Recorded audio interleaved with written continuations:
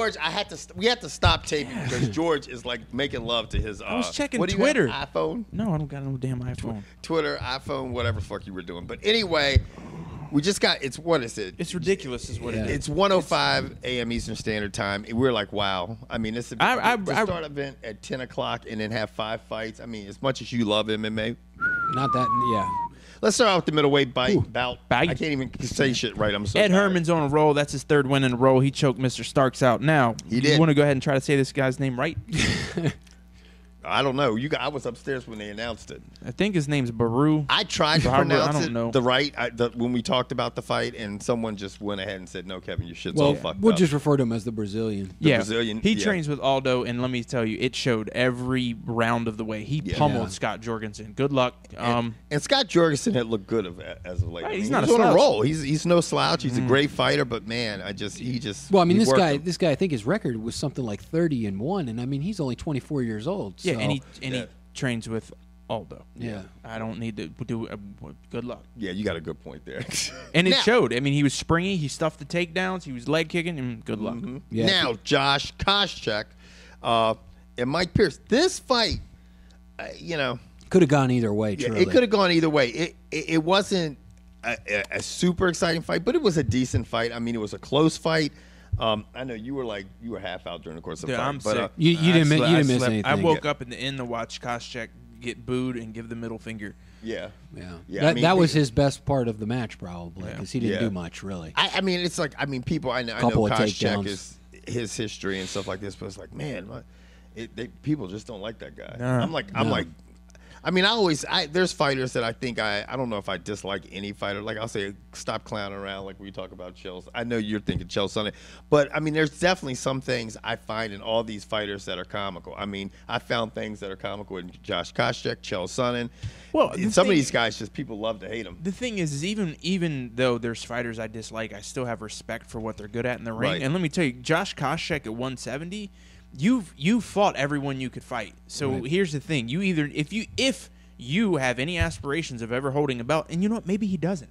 Maybe he's just one of these guys who likes to fight. He's fighting for a paycheck. Right. Yeah. I mean, I got to go to work. I don't necessarily like it, but whatever. Maybe he likes fighting. So if you like fighting, and you don't want to be a champ, stay at 170. If you want to be a champ, it ain't going to happen at 185 until the man retires. And the thing is what he's going to do. Is he's going to go down. I don't think he cut to 155. What I was going to say about that is, who knows what is going to ultimately happen with the welterweight champion? It could be a different champion, and at that point, who knows? Maybe he deserves another shot. Yeah, we don't know. Now, here's one for you. Nick Diaz is on one side of the ring. Josh Koscheck's on the other. Oh, wow. I don't know who would the fans cheer for less? Yeah, but you just saw that with Bisping and Sonnen. I mean, a lot of people dislike both of those guys. Yeah, but for some reason, a lot of people like Sonnen. Yeah, that's true. Yes. Well, I don't know if it's necessarily a lot of people like Sonnen. They just really hate Bisping. Yeah, I mean, he just really rubs people the wrong way. Who do you dislike more? So it's a lesser of two evils. Now, I understand, and we'll get to this, that Diaz hung it up. But if they came back to him and said, look, $500,000 to fight Koscheck. Oh, he would be not hanging it up. I'd love to see that fight. You know what I'm saying? Love to see that fight. I'm going to tell you what. Let me give you a scenario real quick. I've been watching your show, guys, and, I'm thinking that there's some potential to get you on a cable network. But, you guys are going to probably have to clean it up a little bit. No more N-bombs, no more F-bombs. You just got to clean up your thing. And I'm going, look, man, George and I are no sellout guys. Forget the mainstream. We're not going to change our format. Well, Kevin, I could probably quadruple your income over the next month. Yeah, nigga, we will definitely change. All right. we will stop saying F and M bombs. But see, people, you and I don't have in relation to that. Right. Diaz could probably go box. Diaz could probably go train. He could probably do something he enjoys. Maybe he might not make as much money, but there's other avenues for him to make money. Yeah, you're so right. now we'll find out if he really wants to be a fighter or not. I'm going to tell you what. But as for Nick me, Diaz has a reality show. I'm tuning in. Oh, no, shit. I'm tuning into the reality show because we'd be screaming. Let me tell you right now. We don't have a lot of other avenues. Somebody come up Oh, I know what you talk about. Anyway, we have just skipped over a fight, getting on that. But let's go back to the heavyweight bout that was between Roy Nelson and Fabricio Werdum. Now, that was a fight. Rogan made the comment that he thinks Roy Nelson, if he took this shit serious, he could get down the middleweight. He could. down to $185. Absolutely. He should settle for 205 if that. Yeah, I mean, he could get to 205, and I think he would be good at 205. Just but, a little slight layover at 205 on the way down to 185. Yeah. Maybe But- even 170. Who knows? I mean, while he's at it. 245. He's 6 feet. Look at someone like Forrest Griffin that is 240 walking around in the offseason, and he's about what? Forrest Griffin's about 6'3", 6'4", and he makes it to 205. So I mean, it'll take some time to get the right refinement and get his body he'll down. be But 52 by the time. You know, I can tell you what, that hillbilly can take a punch, a knee. He's a pot, tough. A he is pan, a fucking car. tough guy. You know what, man? Wow. I tell you what, being Dana White, you got to keep him around. I mean, Why it might wouldn't be- you? Yeah, he's if you're lost the putting weight. 5 fights on a card, why wouldn't you put this guy around? I thought it was Or keep one this of the guy more around. exciting fights. It was definitely. I mean, the headliner was the best fight of the night, but this was definitely the second best fight of the night. Yeah, it definitely woke me up. Yeah, and Fabricio Werdum was laying into him with a lot of things. Oh. He looked a lot and better than we've seen him. He does. standing. Yeah. He, And I asked the question, and I Kevin sort of gave me an answer, but Fabricio Werdum's jab looked quick. He had decent footwork. He got in and got out, and I understand it was versus a smaller guy, but why did he not even try that versus Alistair Overeem? I just think with Alistair Overeem, it's just a different animal, man. I mean, you're talking now. You're giving up an inch in height. Now you're giving up about 3 or 4 inches in reach, and you're talking with a guy that is a K1 striker. He could be the best heavyweight striker out there. So now you're going to try to get in and get quick. You could get caught in the clinch. You can get some knees, a foot, let a me tell you right earlobe, now, a forehead, it looked a pinky finger upside your head. It looked a lot better than that crap he pulled. Yeah, I did. Because laying on his back looking like he was. I would have rather watched for Fabricio Werdum get stretched out than that turtle crap. So, well, let me ask you guys this question. All right, Jimmy, what's next for Roy Nelson? For Roy Nelson, well, I mean, I would keep him around and Pat Barry. match him. Yeah, match him up with That like would be a good fight. Pat Barry or even Damn, like a you want Czech points, Shorty? Congo. George ain't feeling good either. Yeah, I mean, I- even like I'm a a Czech Czech Congo. Congo. I mean, somebody like that. Someone who's going to stand up and strike with him. Exactly. What about Fabricio Werdum? I mean, he lost to JDS. Cain Velasquez. That's what I was thinking. That would be. Let him Wow, you fight think Cain he- Velasquez. Why not? Yeah. Did he fight Cain Velasquez? I don't. No, I don't think I don't so. think he did. I mean, Okay. he's got. If you look at Fabricio's last couple fights, excluding the Overeem one, Right. he's got an impressive resume. Yeah. He's Yeah. after Roy Nelson, he looked good. Maybe Frank Mir, Yeah. Cain Velasquez, What? Shane Carwin when he comes Who- back. If Did they match Frank Mir up with anybody yet? No, don't know. they haven't. So Because that I could thought be maybe good. Cain Velasquez and Frank Mir might square off for that would make sense. Let those for two like go a at it. number one contender type. Oh wow, match. yeah, I didn't think about that. There's the heavyweight. The heavyweight division is getting About deep. top 8. Now, let's move on to a division that's in disarray. Or it's funny and it's interesting because different. the man is out and It's in everybody's flux. yeah. It is, and that was tonight. We saw the interim welterweight championship between Nick Diaz and Carlos Condit, and wow, The champ is here. it We got a new one. Carlos Condit, in my opinion, like if you said how can you beat Nick Diaz.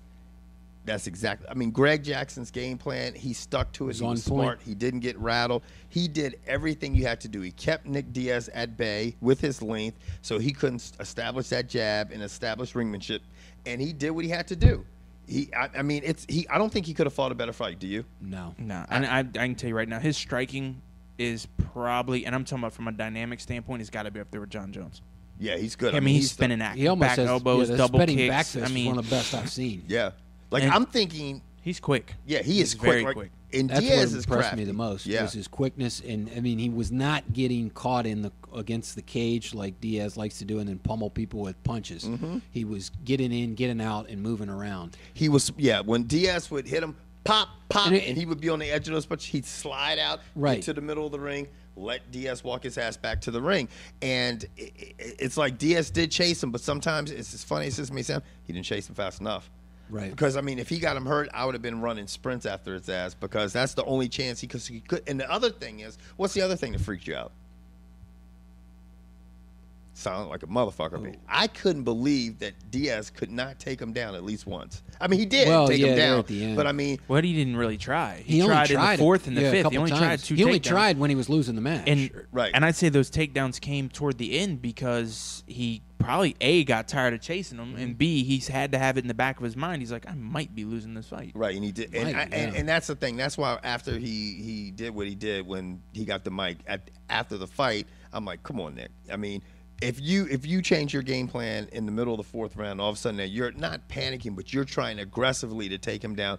your corner, or either you are realizing I am behind, and now I've got to get him on the ground. You saw what happened when he almost got him. Yeah, and here's the thing: when I heard the scores of 49-46, I knew before they said it had to be Condit. Right. Because to me, the only way Diaz could have won would have been 48-47, and that would have been a gift. Yeah, it would have been a gift. The only way I said is I'm like, okay, maybe they'll give him the first. Maybe you'll have 2 judges of the 3 say 1, 2, and 5, and still the 5th was debatable. 1 and 2 were definitely debatable. So you would have to have 2 judges saying And that. then once the 3rd round came, you could see Carlos Condit got confident, and from there he actually was landing combos, not afraid to throw them. Whereas he was still moving, but he was definitely tagging him, and you could just tell he opened his game plan up. He hit the leg. He used leg kicks for Diaz on the outside of his legs. Then he threw that, kept it on that kick where he threw it across his own body and hit the inside of Diaz's legs. He kept him off of balance with that. Then he would go up top. He did every fucking thing. He'd hit in the body, throw shots to the body. He'd throw shots up top, legs to the body. All the while, like you said, escaping out the side door, not taking punishment. Right. And if you look at his face after the fight, he looked good. He had a little bit under his eye. You look at Nick Diaz; he was pretty bruised up. When I look at it, I'm like, it wasn't so much that Diaz didn't look good, because I thought Diaz was doing what he typically does. I mean, you saw once he got him on the ground, he almost got him in a submission. You saw when he did get him cornered and stuff like this, he did land combinations, and they were effective. But the thing was that Condit looked impressive more so than Nick Diaz did not look impressive, in my opinion. Now, we all know what this sets up. It looks like it's going to be a November showdown between Carlos Condit and GSP. Right. That shit's going to be a pillow fight.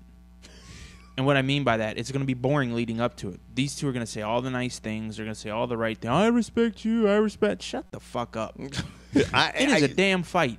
Do you think this will be the next match? Do you think they both will? Condit will not fight again? I would not think he will fight again. Really? What are we in February? I mean, I don't think they'll allow him to fight. Because a 6 month, if put it this way, if he had a 6 month medical suspension, which I mean they all get, but they all get cleared before it, 6 months puts you into August. Yeah, might as well wait. And I think a lot of people last week, when we were talking about a tune-up fight for GSP and stuff, I don't think it was. I think we were saying it more because maybe his camp would want him to have something just to kind of get him back in the ring, only because he's going to have a long layoff. I don't think we weren't saying it because, I don't know. I think people were taking it like we were just saying he's going to, Are y'all dumb? Like we thought that we were just going to trot out some guy off the street for him to Okay, beat up real quick. Think about it. The guy hasn't fought in over a year. I mean, it was going to be a year, 2 years. It's going to be close to by next time this guy fights. Wouldn't you think, just logically, think logically for a second, wouldn't you think he'd want to fight somebody besides Carlos Condit or Nick Diaz first? Right. Why wouldn't you fight again? Let him fight a Mike Pierce. Or maybe they don't. Maybe his camp was like, you know what, we just don't want to take a chance of him getting hurt or taking a loss. It's a payday. I agree. So he probably will fight. The next fight the GSP fights is going to be against Carlos Condit. Right. And I'm going to tell you right now what this has done, and I'm pretty sure I put this in writing. I don't know if I've said it here.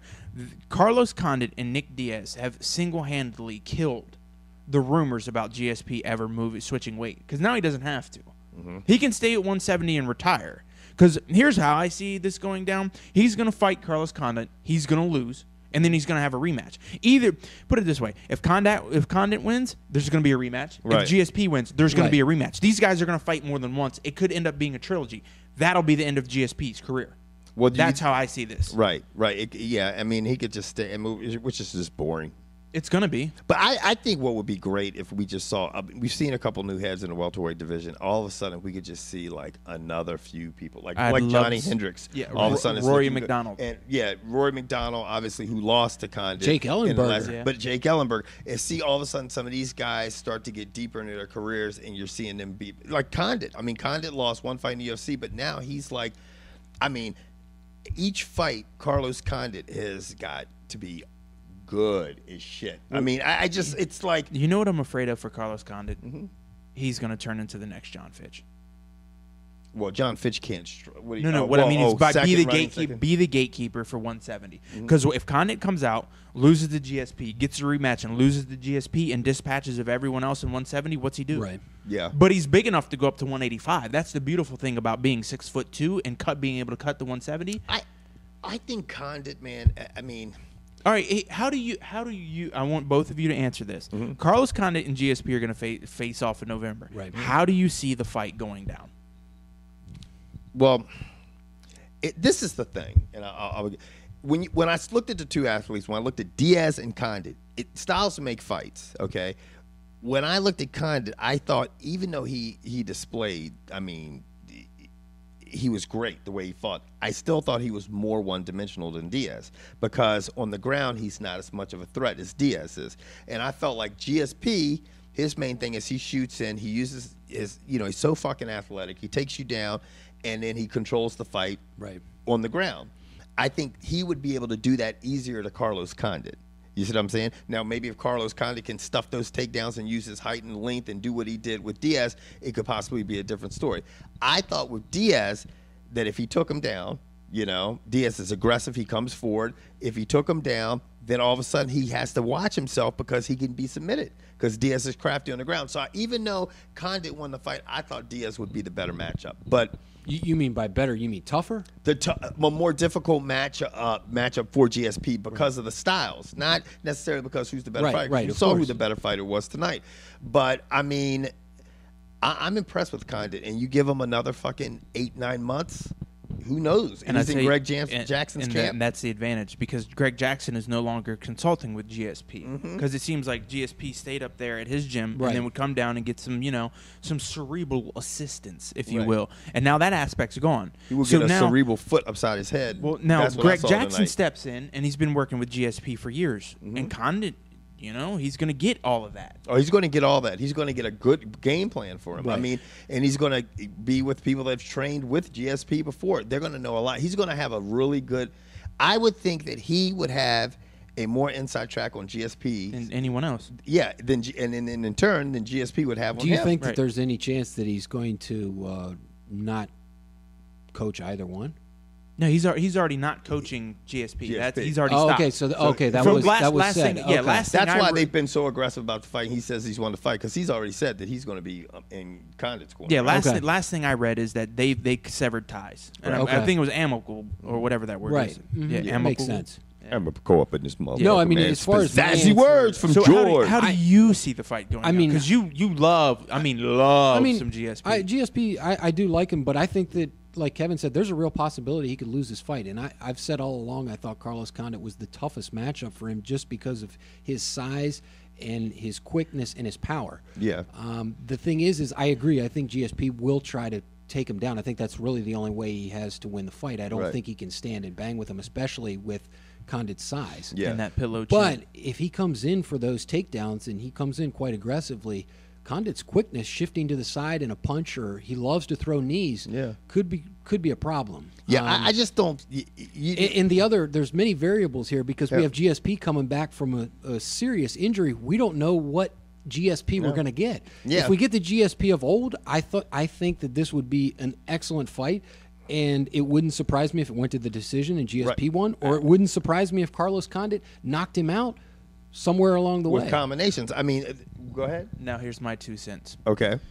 Now, if the GSP comes in who absolutely dismantled Josh Koshcheck without ever taking him down till the 4th or 5th round with the jab and getting in and getting out, he's got a shot at beating Carlos Condit. I think Carlos Condit is way too big and way too strong to be dealt with on the ground. If GSP gets him down on the ground, you think he can actually get the jab working on him? I think he can. Because he's just. You got two guys who are incredibly quick. This is the thing, man. GSP is going to face a guy he's never faced this height.